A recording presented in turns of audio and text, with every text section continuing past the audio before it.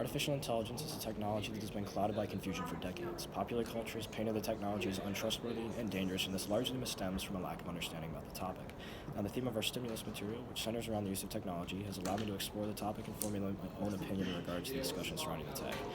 Now, a variety of perspectives are present in the discussion, ranging from the Democratic primaries to the average everyday citizens that you'll see around you.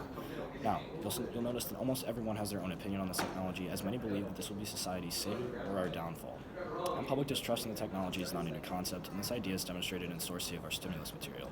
In the excerpt from Brave New World, the controller is quoted as saying, "But true menace, science is a public danger. As dangerous as it's been beneficent, it has given us the stablest equilibrium in history, thanks, I repeat, to science. But we can't allow science to undo its own good work. That's why we so carefully limit the scope of its researches." This goes back to this idea that artificial intelligence will provide us with more harms than benefits. Despite this, it is clear to me that we must prioritize the development of this powerful tool. More specifically, my thesis states that despite the public's distrust in the technology, research focused on artificial intelligence and its uses should be a national priority. Now, in order to understand the argument, we first have to understand exactly what artificial intelligence is. Artificial intelligence is simply intelligence demonstrated by machines, in contrast to the natural intelligence displayed by humans. Research into artificial intelligence focuses on what are called intelligent agents, which is any device that perceives its environment and takes actions that maximize its chance of successfully achieving its goals. The simplest way to think of artificial intelligence is in terms of inputs and outputs. Computers take in data in the form of an input, they act on this data through code provided by them, by humans, and then they give you an output.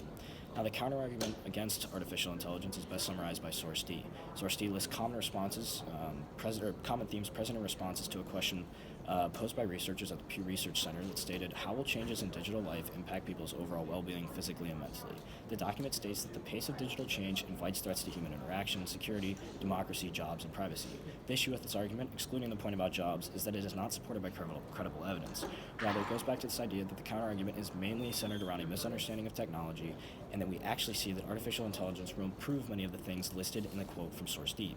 Now, the first major reason as to why AI research should be prioritized pertains to its economic benefits. A project undertaken by PricewaterhouseCoopers estimates that artificial intelligence technologies could increase global GDP by $15.7 trillion, a full 14% by 2030. That includes advances of $7 trillion in China, $3.7 trillion in North America, $1.8 trillion in Northern Europe, $1.2 trillion for Africa and Oceania, $0.9 trillion for the rest of Asia outside of China, and $0.7 trillion in Southern Europe, and $0.5 trillion in Latin America. While this makes it clear that AI research could be vastly beneficial to the world economy, it also gives two concrete reasons for as to why we must make AI research a national priority. First, the prioritization of research could help us close that gap of almost $3.5 trillion between North America and China, and second, it could allow us to mitigate the effects of job loss brought on by artificial intelligence.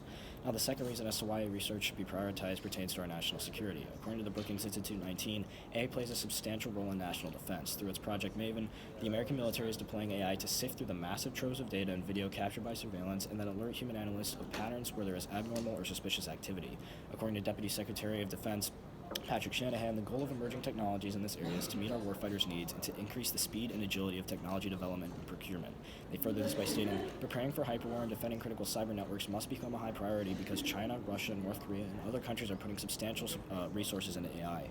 The country hopes that AI will provide security, combat terrorism, and improve speech recognition programs. The dual-use nature of many AI algorithms mean AI research focused on one sector of society can be rapidly modified for use in the security sector as well."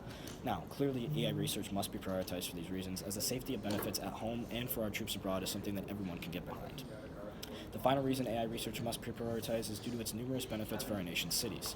Metropolitan governments are using artificial intelligence to improve urban service delivery. For example, according to Kevin D'Souza, the Cincinnati Fire Department is using data analytics to optimize medical emergency responses. The new analytics system team recommends to the dispatcher an appropriate response to a medical emergency call, whether a patient can be treated on-site or needs to be taken immediately to a hospital.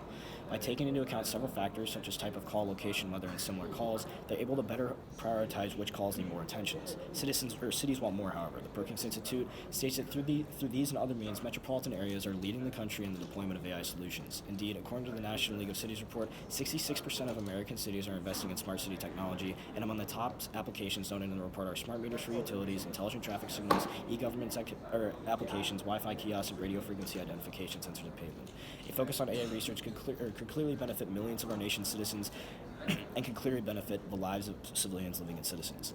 Now, the entire idea behind this is that our counterargument relates to public distrust. However, we've seen the economic benefits help to mitigate job loss, and they also will help close the gap between us and China. We've seen the benefits both at home and abroad for our national security must be prioritized, and it helps benefits the lives of millions of civilians living and citizens. And it's for these reasons that we clearly must focus our research into artificial intelligence and its uses.